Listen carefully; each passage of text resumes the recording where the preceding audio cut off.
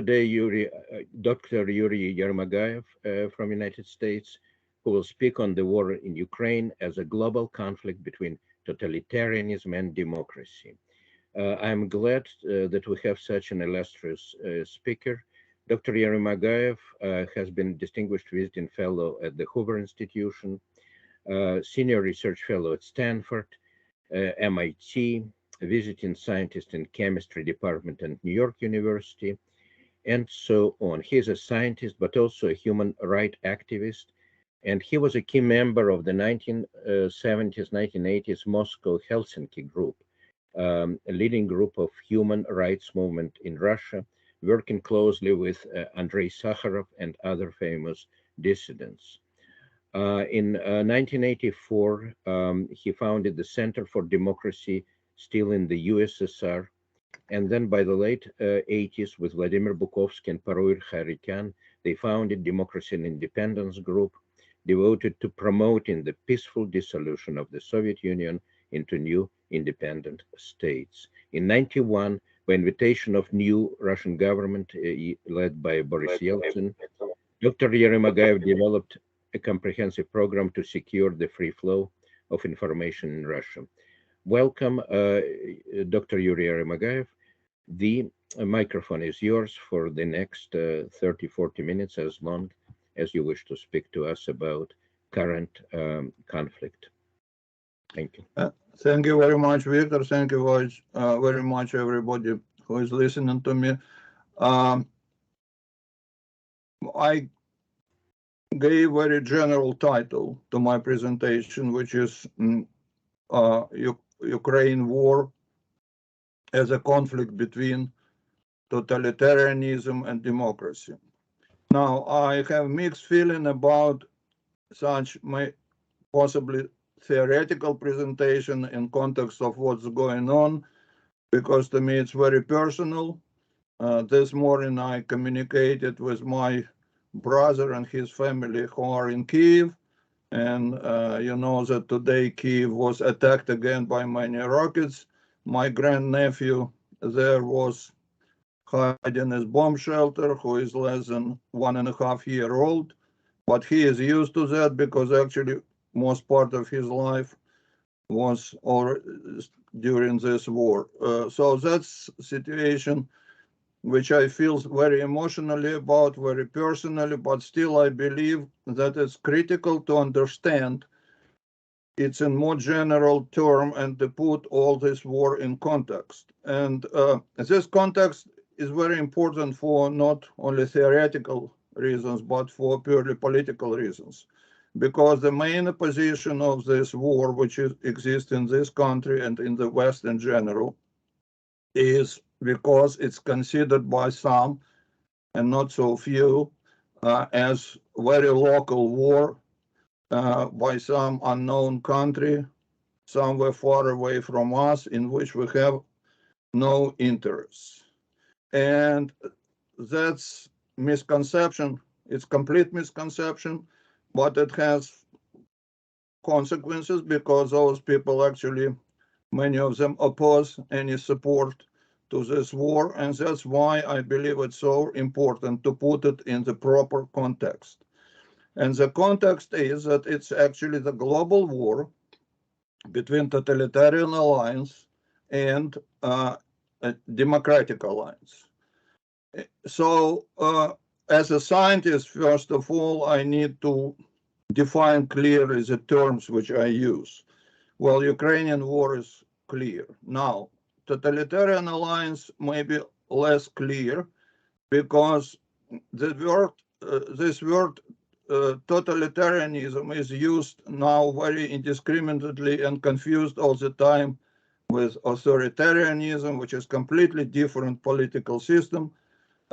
And that's very unfortunate, again, not only from theoretical point of view, but it has very direct political consequences. And I can tell you, for example, that the whole foreign policy by Ronald Reagan was just built on the difference between totalitarianism and authoritarianism, and he launched his war very precisely against totalitarianism and was very successful. So what is totalitarianism? Let me formulate and remind you quickly. It is a political system in which the government controls all aspects of the life of all its citizens, and such aspects as political life, economic life, religious life, cultural life, and even private life. So actually, totalitarian systems are thrice totalitarian. First of all, because this control is absolutely penetrating and goes to the level of micromanagement. Second, because it controls everybody, started from the very top to the very bottom. And third, that as I mentioned, it controls all aspects of life. Now, for such system exists, it needs ideology, which would justify such total control. Actually, ideologies create such system. And the totalitarian ideology and the regime which is created are totalitarian socialism. Now, it's important to understand that it's always socialism. There couldn't be totalitarian capitalism because in capitalism there is a free market and totalitarian regime cannot afford anything free. So it's always totalitarian socialism, and there are three shades of totalitarian socialism. One is known as international totalitarian socialism, also known as communism, which we know best from the Soviet Union and now from China. The second shade is nationalistic totalitarian socialism, also known as Nazism, which we know from Hitler's Germany. And there is also the third form of totalitarian socialism, which is religious totalitarian socialism, which we now see in Iran in the form of Islamism, but it could be in general other religion as well. Now, this ideology, this forms, these shades of totalitarian socialism or totalitarianism are not so different from each other. And that's what allows alliance between them. And they're usually allied to each other. And there are elements of different shades in each of these systems. Even if you take Soviet communist system, it had nationalistic elements, not very international, when they, for example, exiled Chechens and Crimean Tatars, the whole nation after Second World War. And when Stalin actually launched campaign against Jews, which hasn't developed fully because of his death, but state anti-Semitism became part of the Soviet Union in late years, which is hardly internationalism by its nature. So anyway, those three forms very well coexist and cooperate. And one of the reasons they cooperate so successfully because the ideology which rules them to have support of among people should also claim its superiority over all other forms, and which it does. And it says that only their ideology is good and the rest of the world is actually very bad. And the goal of such totalitarian states, they become missionary and very expansionist. And they have the common enemy, which is democratic world, and first and foremost, the leader of this world, the United States of America. So all the countries of totalitarian world are united in this ideological war, which they launched from the very start of totalitarianism in these countries against their common enemy, democracy, and its leader, United States of America. Now, which countries are totalitarian at the moment? On communist side, we have definitely China, the largest and most powerful communist country, North Korea, but we have still some others. We still have Vietnam, we have still Laos, we still have Cuba. So unfortunately, communism is far from being eradicated. It's the most strong totalitarian presence now in this world. Now, as I mentioned, Iran represents another totalitarian society, which is Islamism. And finally, we get to Russia. Now, Nazism seemingly disappeared with the fall of Hitler's Germany after Nuremberg trial and extensive campaign of denazification. We didn't see Nazism as a ruling regime in any country on the world. Well, neo-Nazis exist, but everywhere is kind of very small marginal groups which don't have not only political power, but actually any visible political influence. Now we come to Russia. So what happened with Russia? Russia actually, after Soviet communism collapsed in 91, Russia underwent a lot of political changes, starting from attempt to become democratic society, unfortunately very embryonic and very short-lived, then moved to authoritarianism, then moved to oligarchy, then moved with Putin coming to power. It was KGB junta first, then Putin consolidated power and it became authoritarian rule by Putin. And now, finally, Russia for last years moved again to totalitarianism. Well, what is interesting was Putin. Putin first actually dismissed ideology and didn't want to involve ideology in his rule. But gradually, and he succeeded without it as long as he had enough revenues from oil and gas, and as long as country developed economically successfully in comparison with communism, which was not difficult to do because communism is the bottom in economic sense. And but gradually it's ended, I mean, and there was not much what he could offer in terms of improving and increasing material well-being of his people, and he turned to ideology. He felt that he needed ideology. Now, what ideology? Definitely there were a lot of remnants of communism in Russia. Well, first of all, the old generation pretty much remained Soviet generation as it was, and still like in communism. Actually, the second party in the Russian parliament was always Communist Party, which also bared. And there was a lot of symbolism and other things which Putin restored from pure communist past, such a national anthem and hammer and sickle and whatever else. But to fully declare communism again as a ruling ideology was not very promising thing, because actually it collapsed already and it was not as strong as it was before. So Putin decided to mix it with other totalitarian ideology. And here came to the help all Russian nationalism, which he blended with communism and with, well, which is essentially Nazism. So Putin was successful in restoring Nazism in Russia, which was first time after the end of the Second World War. And finally, he also involved religion, you know, the Orthodox Russian religions, which was always subordinate to him. So here is a religious element. So he created kind of hybrid on all three forms of totalitarian ideology of communism, Nazism, and religious totalitarian socialism. And here what it happens in Russia now. That's what Russia is. So it became totalitarian country. Well, hybrid totalitarian doesn't matter. And it's immediately joined totalitarian alliance. Actually, it started to join it even before it.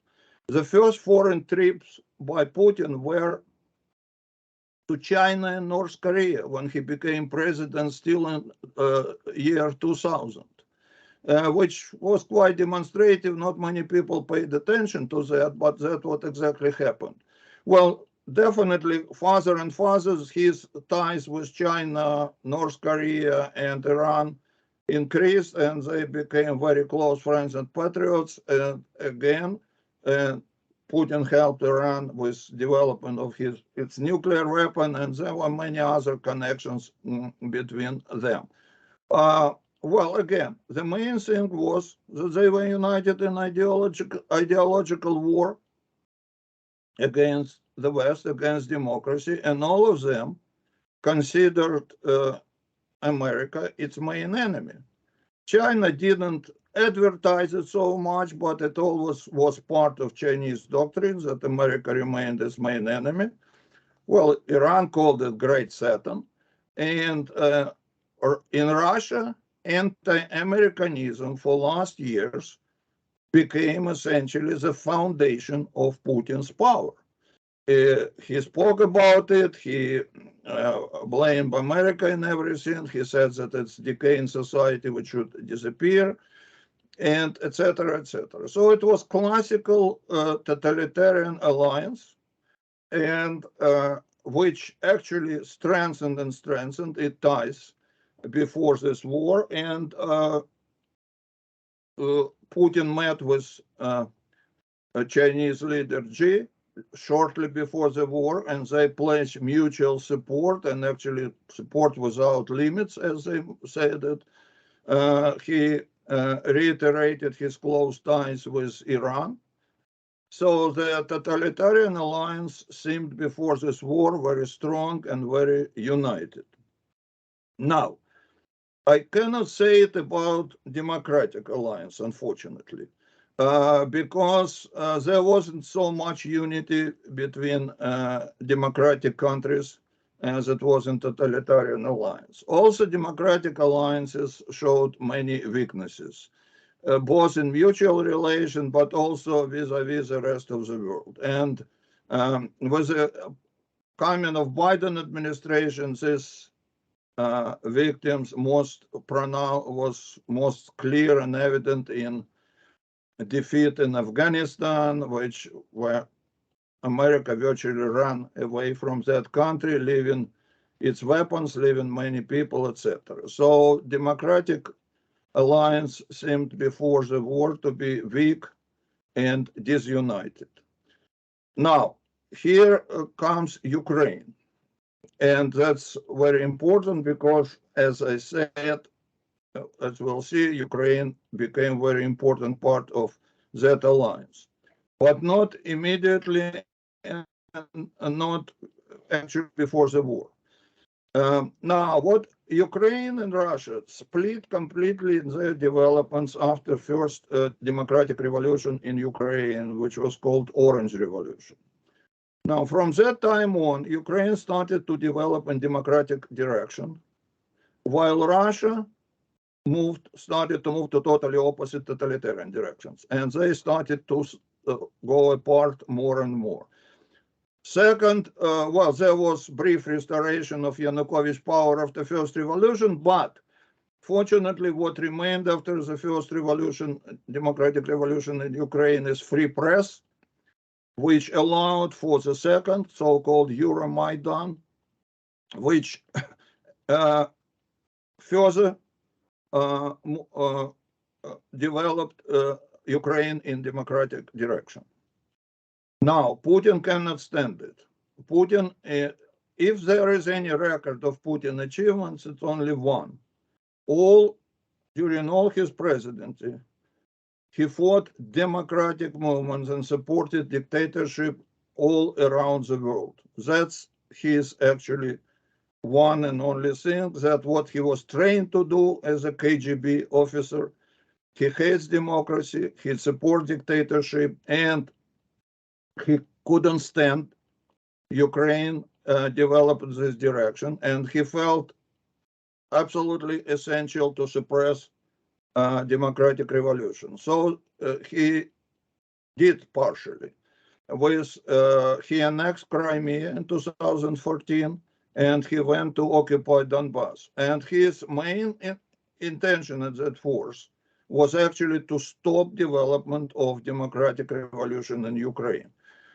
The credit which he received for annexation of Crimea actually came as a consequence of it, but it was not the initial purpose. and not even extension Russian Empire, but stop and suppress democratic revolution by all means. So he partially succeeded. If not for his actions, democracy in Ukraine would have developed even further and deeper, but only partially. Ukraine still continued to go in the same direction, and Putin felt threatened. Now, so what was happened immediately before this war? As we already said, on one hand, Putin felt a strong totalitarian alliance behind his back. On the other hand, he saw a weak democratic alliance. And one thing I also want to mention, that if Ukraine wanted to join the democratic alliance was not so eager to accept it. Actually, Ukraine tried to join European Union, NATO, and by all other means to increase their ties with Western democracy, but Western democracy was very cautious. So Ukraine was even not fully accepted to this alliance before the war, and the alliance, democratic alliance as such, was quite weak. Now, so that was good enough for, and Putin yet felt threatened. And that was the third very important thing, and actually the main thing which pushed him to this war. Now, by what was he threatened? He felt surrounded. Well, definitely, officially, for Russian people, for everybody, he said that he is surrounded by NATO, and Russia is surrounded by NATO, which can attack it at any moment. But actually, what surrounded Putin were democratic developments around him and inside this country. I want to remind you that shortly before this war, there was democratic revolution in Belarus, the closest and the most reliable ally of Putin. Now, this democratic revolution was suppressed with the help of Putin by Lukashenko, but not eliminated, and definitely these processes within Belarus remained. Now, next, after that, we saw such revolution, very short-lived though, but also not completely disappearing, in Kazakhstan.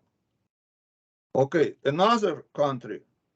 Now, inside Russia, the Navalny opposition movement became quite stronger. And again, although it was suppressed and is suppressed at the moment, nothing of that disappeared. And at the same time, Ukraine continued to develop in democratic and pro-Western direction. So Putin felt be surrounded by these democratic developments, and he is afraid, he hates them. So he felt, and his last hope with Ukraine, with so-called Minsk agreement and Norman process, also failed, and that he decided that the only way to save his power, and he actually cared about his power, that his power is threatened, is to attack and to actually conquer all Ukraine.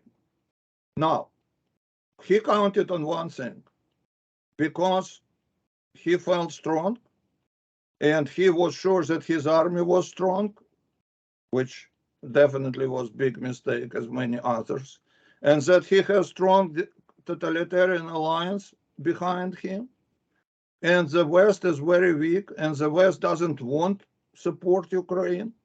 So he hoped for the very fast, actually several days, or 1 week victory with virtually no losses like it was in Crimea virtually, which would definitely strengthen and consolidate his power.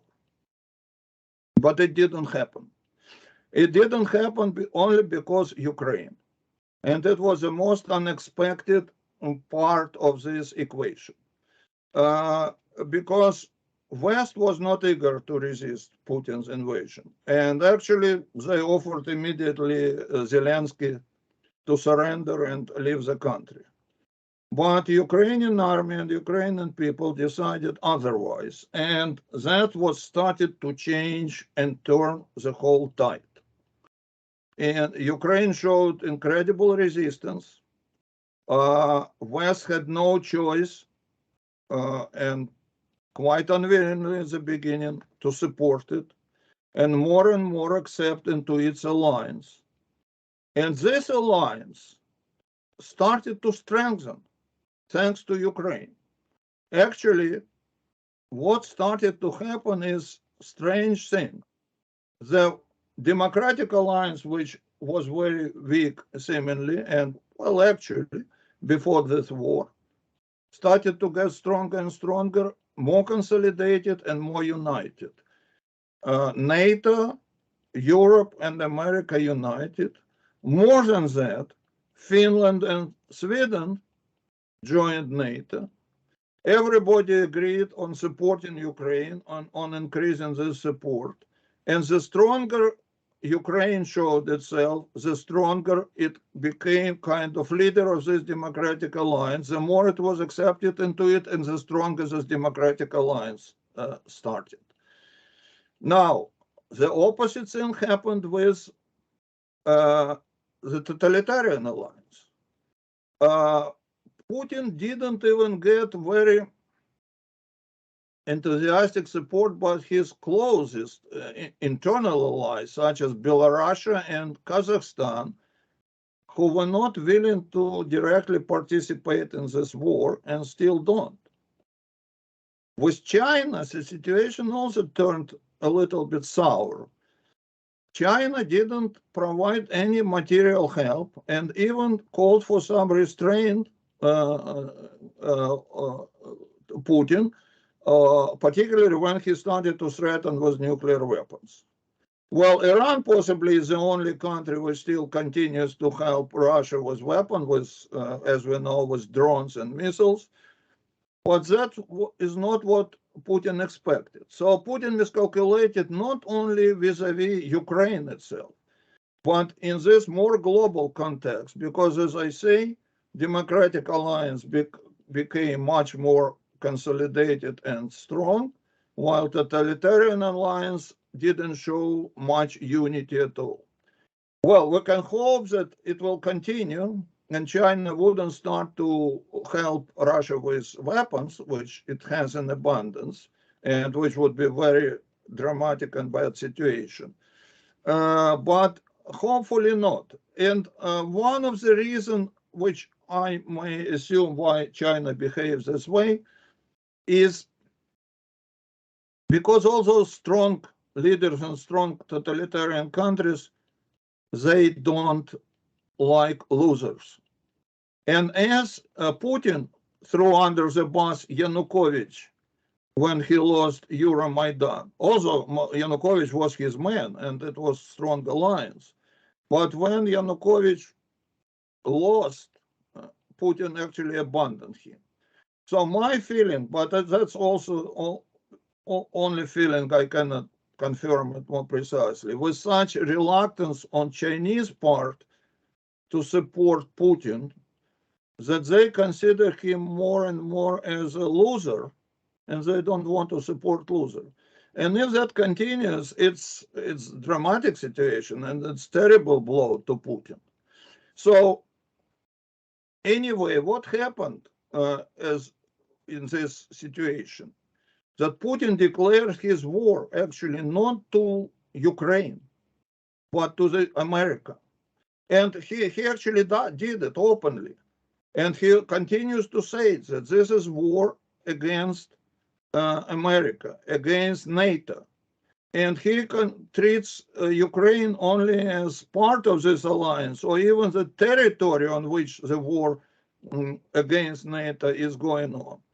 So to Putin, it's absolutely proxy war and against NATO and the West.